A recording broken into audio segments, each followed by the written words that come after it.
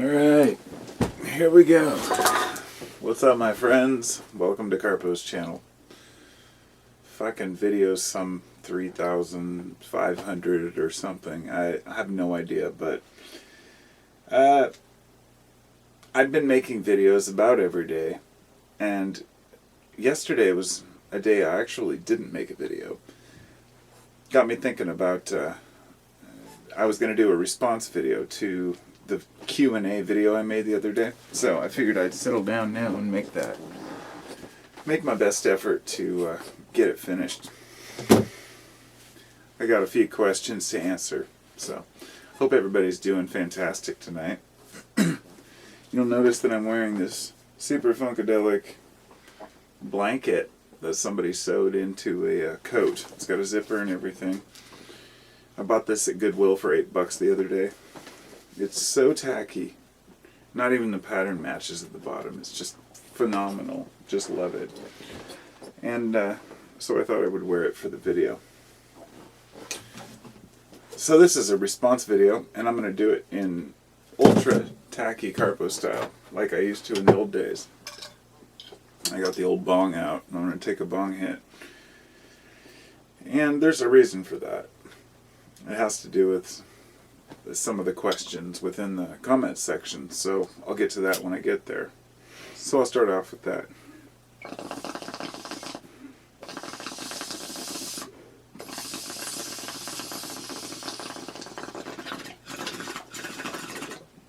Mind you, I just settled in and I'm going to make my best effort. My kids are finally relaxed and watching a show before bed, and I went through my daily routine of getting things done and trying to accomplish my daily chores, but really didn't get half the things done I wanted to get done. This video might actually end up taking like 2 rounds to finish.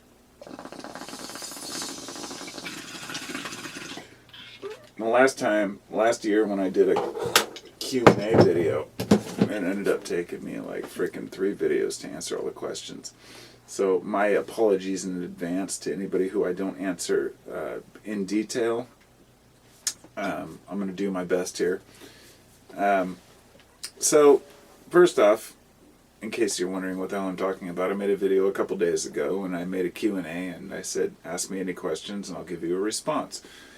It's not out of arrogance or ask me questions. It's just a fucking, people ask me stuff and they want to know my opinion on subjects. So I give them that chance to do so. And so I'm just going to flip through the questions. Here are some questions okay, so I'm just going to go straight from the top. This is from Astarian. He says, here's some questions if you want to pick one or all. Have you heard of Bentwagani kratom? I just bought some and it's probably the most potent kratom I've ever tried. Nope, I haven't. And I probably should have looked it up before I did this video just so I could have something to say on it, but I didn't really do any research here, so no, I'm curious about it and maybe I'll give it a shot. Have you ever made a video on meditation dealing with being overwhelmed or depression, motivation to get things done, etc.? I recall you making one but couldn't find it. Yes, I've done several videos about these particular, the idea behind how I feel motivation is conveyed from theory into practice. But I don't have anything, I guess I could possibly post a link for you in the description, but I don't have a real answer for that. Everyone deals with motivation and depression in their own way. I'm just as have just as difficult of a time as the next person. And I know a lot of people seem to come across as if they have the answer, and they say, "Oh, all you have to do is embrace your power, have the intention," and it's just not that simple. Life is complicated. We do our best with what we have and the faculties we have. I don't really know how to answer that, I guess. I thought you did. Okay, if you could have one superpower, what would it be? I thought about this for a minute. I just was talking with my family before I came out here to do this, and I just glanced at that comment and I said, well, I'd love to fly. But I'd also love to be invisible for a variety of reasons. And I thought, well, if I was invisible, I could pull off getting enough money to just buy my own airplane so I could fly. But is that something I really want? Is wealth something that I'm interested in? I don't know. I would have to say that if I were to pick one superpower, it would probably be flight. I couldn't choose invincibility because I don't want to have the idea that I can't be killed. I'm humbled and I understand the idea that life is the length it is for a reason. Sure, I'd love to live 500 years or longer, but I think maybe flight would be the most rewarding. Okay, so the second question is from Gavo Crazy. What is your relationship with your kids and explaining drugs, herbs, cannabis, and psychedelics to them? How did they learn about your relationship to them? How do you feel about them experimenting with them, and at what age? Any other bits of information would be appreciated. Well, that's why I'm sitting here smoking this. That was kind of the joke that goes along with it. People have said in the past, how can you smoke marijuana on camera? What if your kids see this? Well, you're doing damage to your children's future if they, know that their dad gets high. And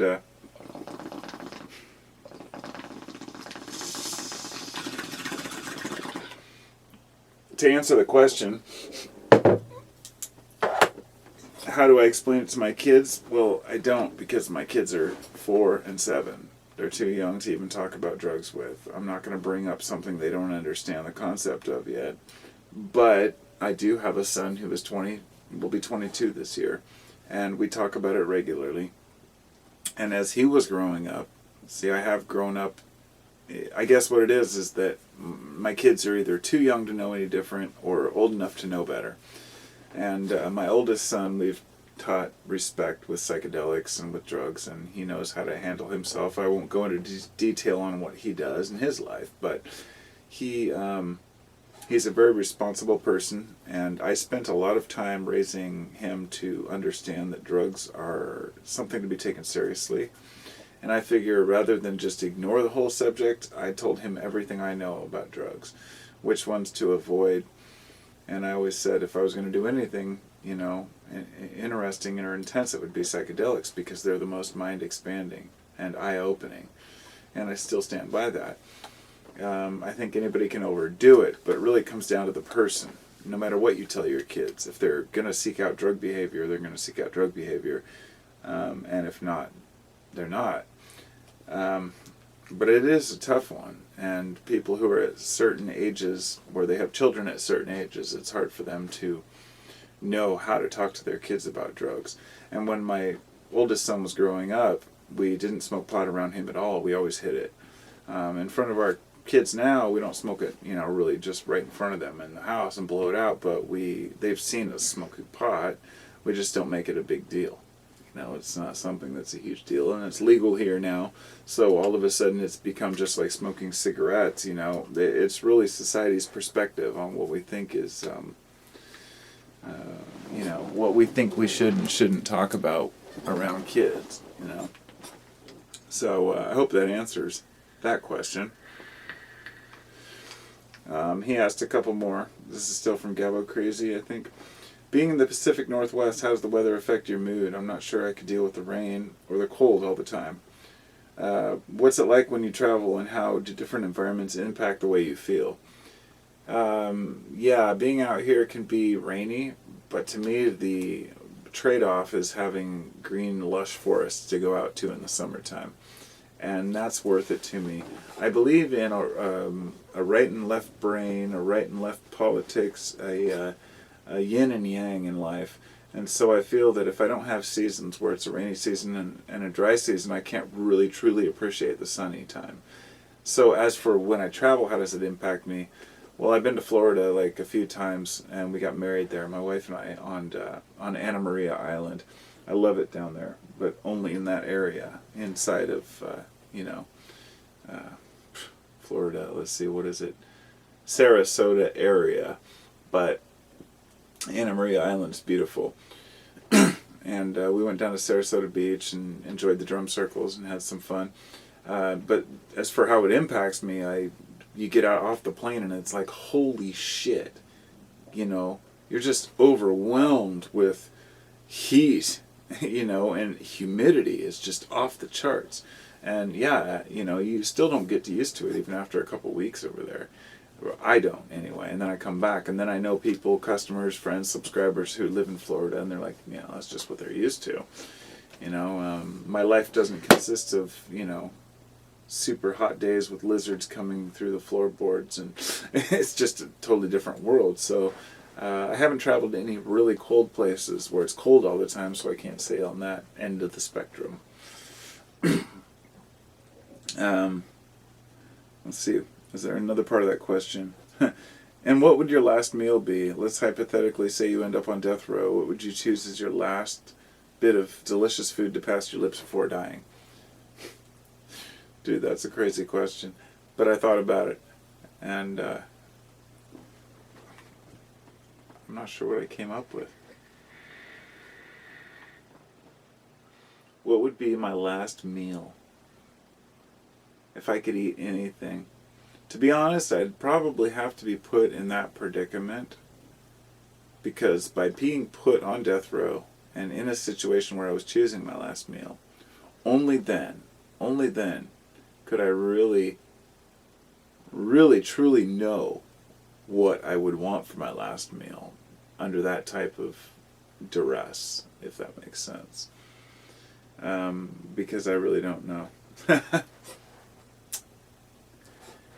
Okay, so Facebook, yada yada yada. Some of them are comments, some are questions, so I'm just flipping through. Menthol Kratom, what's up, brother? You're one of my favorite YouTubers because you're just you and you just do your thing. He says, I have a really introspective, detailed question that may take a lot of explaining, but I'll just stop there and say it's probably sarcastic. We'll see. Nope. It wasn't sarcastic. Would you rather end hunger or hatred? I thought about that one the other day. I really wanted an answer for that, and it was pretty simple for me. Would I rather end hunger or hatred? I would rather end hunger because I know that a lot of hatred is caused by being hungry. And I know that may be a very simple answer in the long run, but to me, being fed is more important than not being angry. So, definitely fed. Food comes first. It's one of the basic needs. So yes, I would definitely end hunger first. Also, if I can ask another question, would you rather only be able to whisper or only be able to shout? I like these questions. It says a lot about a person, even if it's a silly question. Honestly, those are two of the awesomest questions I've heard. That's great. I love it. The absolute truth to the answer to that would be, I would rather be able to whisper than only shout. Absolutely. I would hate to shout. I think that there are some people who feel like they're not heard, and therefore they might rather shout. I feel like maybe I talk too much sometimes, so only being able to whisper might be a benefit for me. And maybe those around me too. So, what's the next question? For some reason, all replies. No? That's weird. Oh, there we go. Okay. My phone's kind of funky.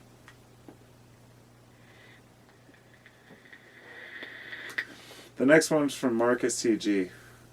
Can you look up in the new psychoactive drugs book you got for me? I was wondering about maybe herbal cures for epilepsy.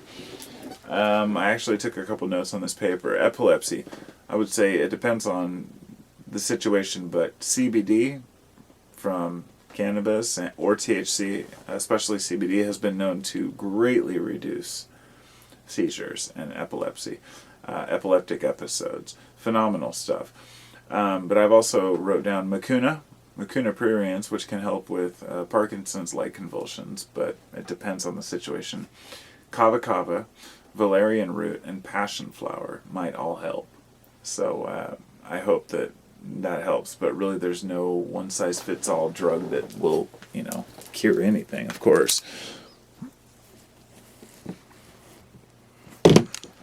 Just making sure this time is still going, because I'm going to end up having to do 2 of these.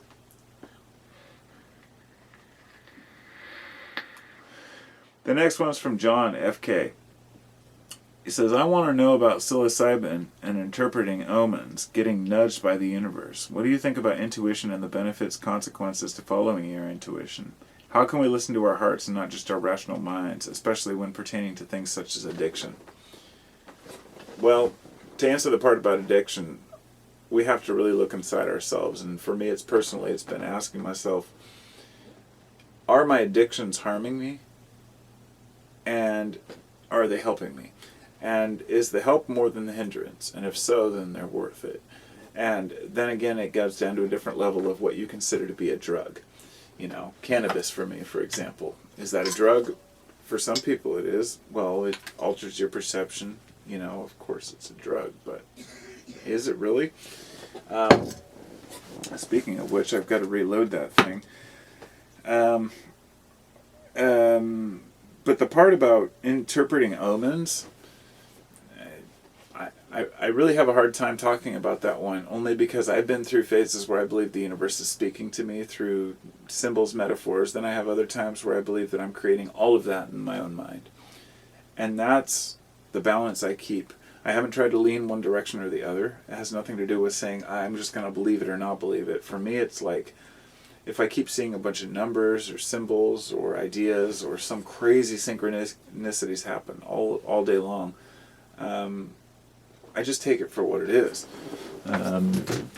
Which is, I have no fucking idea what the universe is trying to tell me. But I find that if I just, go minute to minute and hash. I love hash. Go minute to minute and, Keef. Just take it for what it is and not try to overanalyze it, not try to make it a big deal. Not try to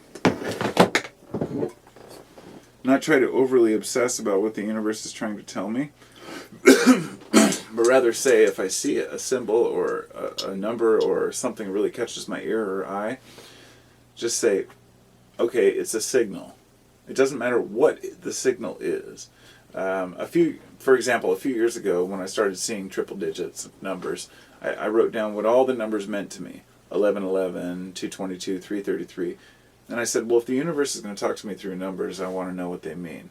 So I started writing down what I thought they would mean, warnings, or this is something to learn, and that actually helps. But after a while, analyzing as a skeptic, as a rational human being, I realized that we really give almost all, if not all, of the important attributes to what we want to believe. And that's why we create our own religions and our own realities. And I'm just being honest, because we're human beings, we're going to create our own realities. That's just how we live and how we function in a fucked up world where we don't understand who we are.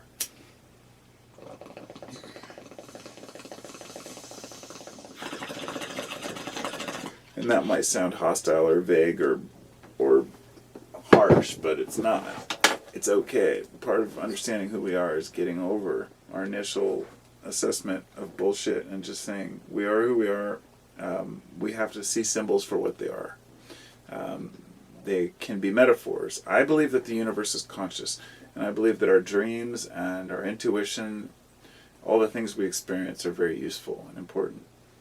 But I just don't know what to make of it yet.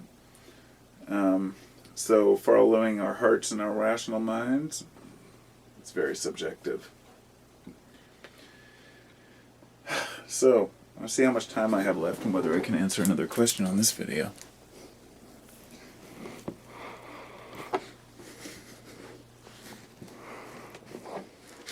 Nope. I'm almost out of time, so that's the first few answers. I'm going to go ahead and do the next video. So, this will end up being a 3-parter probably, so talk